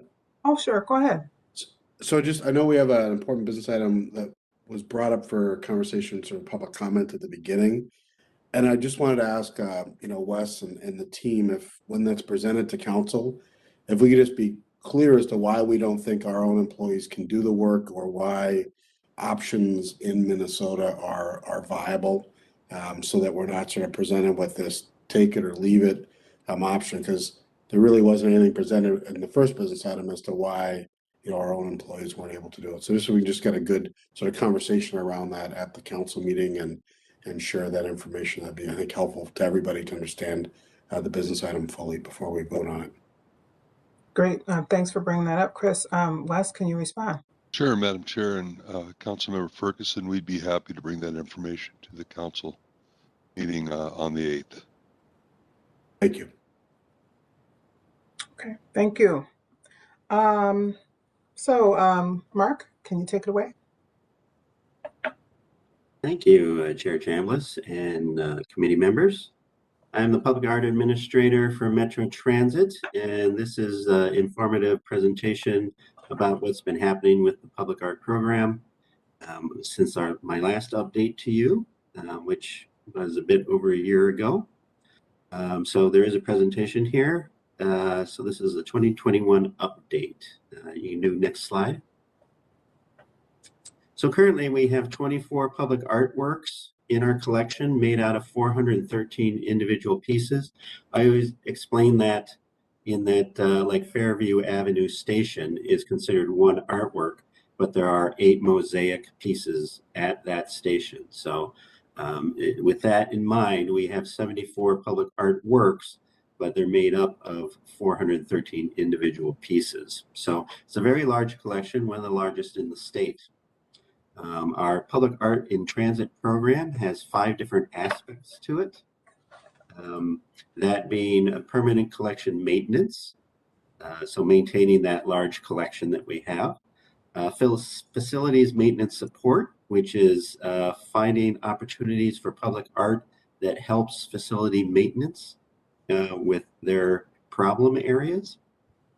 And we have community opportunities that arise, and another aspect is new and upgraded facilities. So when a facility is being upgraded or when we're building new ones, looking for opportunities for public art at those facilities.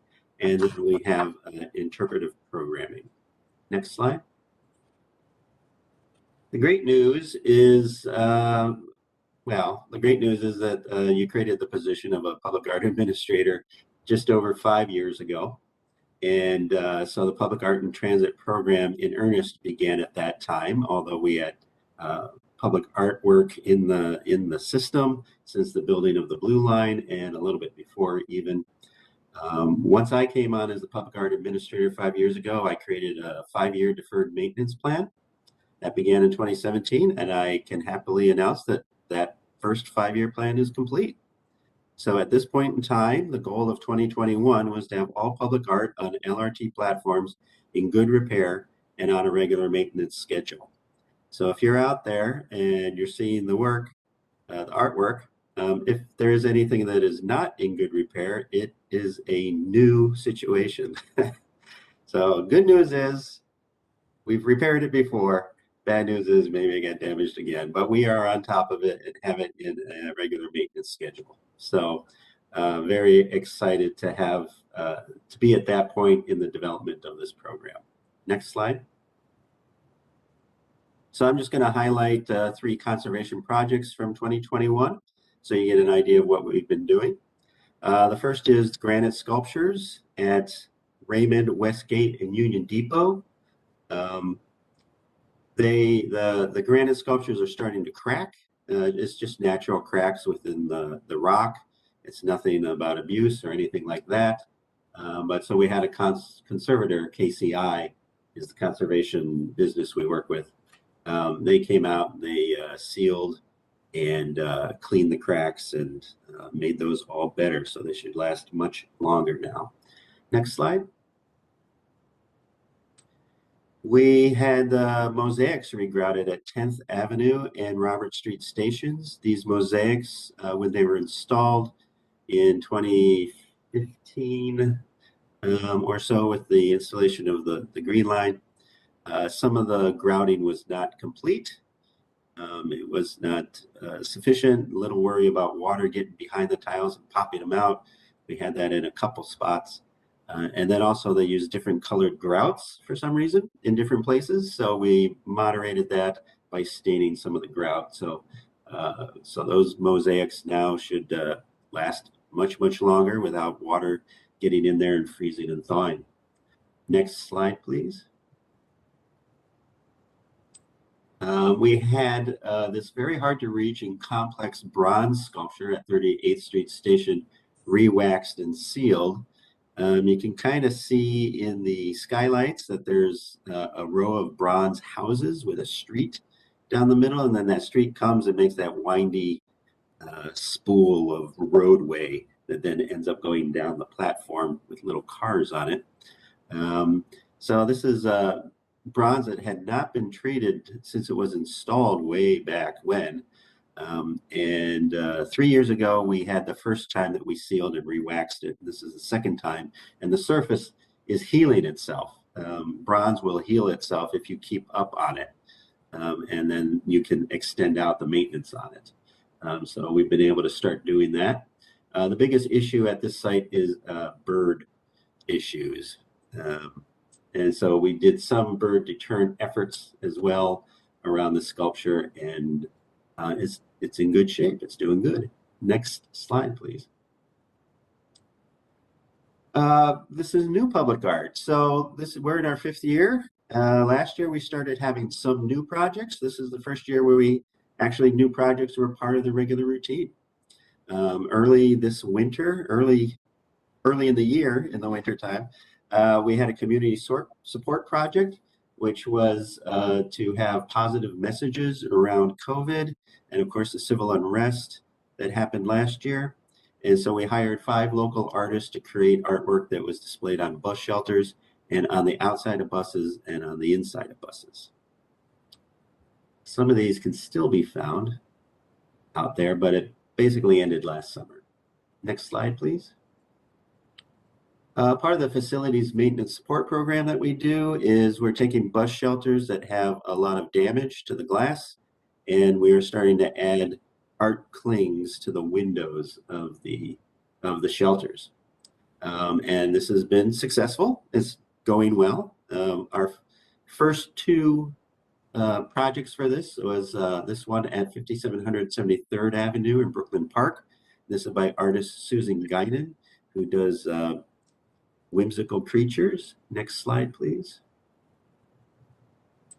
And this is, well, I call this the fish stop. This is a bus shelter up at Maryland and Clarence in St. Paul. And this is by artist Ted C. Hansen. And he does a lot of illustrations of native fish to Minnesota.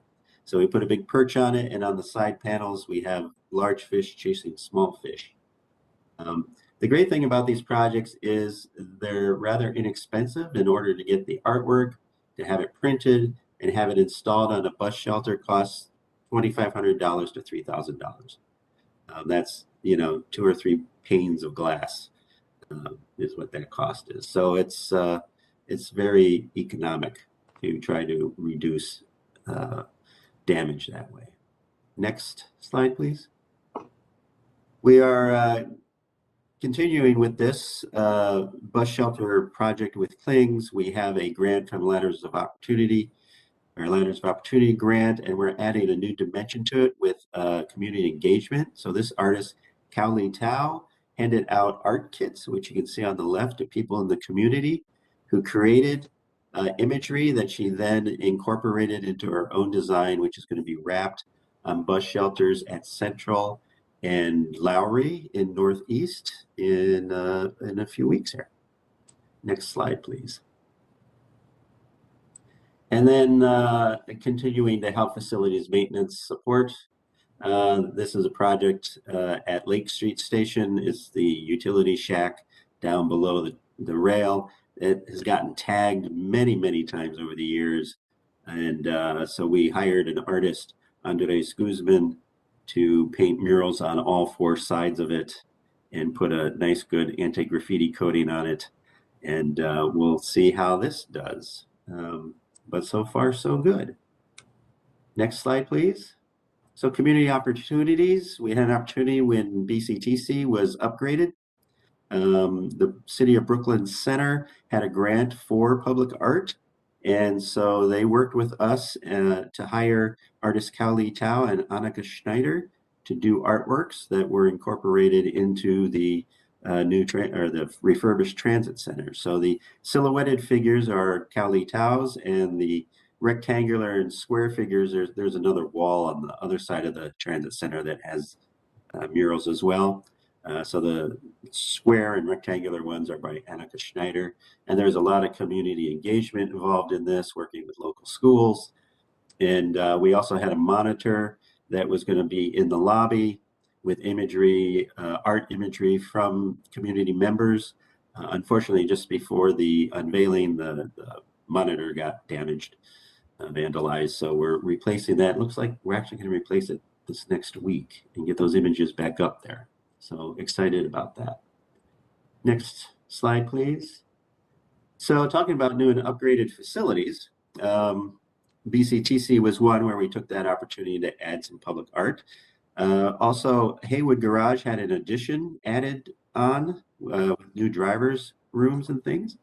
And so we take that opportunity. On the left side of the slide there, you can see we took old bus scrolls and hung them on the walls in front of old photographs to bring some history into the space. We're also working on historical documents and figuring out ways to mount those and display those in the building. And we're working on an artist, Susie Bialik, who has artified 4 bus doors that are going to be on display as well in that building. So very exciting, very fun projects to work on as we upgrade a facility or add a new one. Next slide, please. So we have some opportunities coming up in 2022. We have a history of large-scale public art projects that are conceived and installed as part of large rail projects. But the last 5 years, I've been looking at ways to do these smaller, more diverse opportunities. But now we have 2 opportunities to do these large-scale permanent projects again.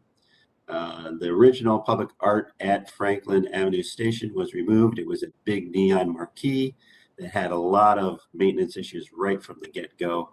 And it hasn't actually worked for several years. And when we took it down, we worked a lot with the community, reached out to them, and nobody even knew about it being there. So we have an opportunity now to put some permanent big scale art back at this station. And we're going to be working with the community a lot. We'd like this public art project to be a major initiative and vehicle for bringing Franklin Avenue Station back to be in a better environment from what it's become. And as I said, this will include a lot of engaging the community surrounding the station. Next slide. And then, of course, we have the Orange Line Station at 35W and Lake Street. There is a lot of opportunity for public art in this facility. Those columns that hold up the bridges alone are more than 6,600 square feet of surface space that is just painted one color. So we're looking for public art opportunities to reduce what we know will be some tagging that will happen here and some graffiti. And we will be having some outreach beginning at the opening of the station on December 4th. Again, a lot of community engagement to look at here, and working with 4 communities that all border on the station. Last slide, please. Interpretive programming. We did have a public tour of our collection for one summer, and then a pandemic happened. So we stopped doing that. But we do have a rather active and changing public art web pages that you can go to at metrotransit.org/public-art-in-transit.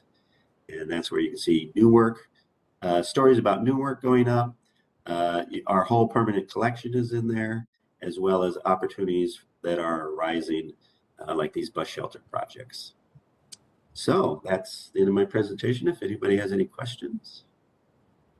Any questions? Councilmember Cummings and then Zarin.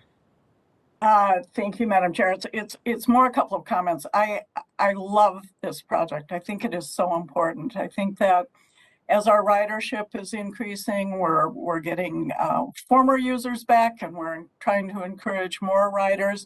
I think the overall experience of public transportation, it's personal, and it is multifaceted. So people want their buses to run on time. They want their stations to be decent when they have to wait, if they have to wait, and so forth. I think this just adds such a wonderful element to our entire transit system. I think the ability of people, that it reflects community, the community in which it exists, I think is really important. That it changes is important.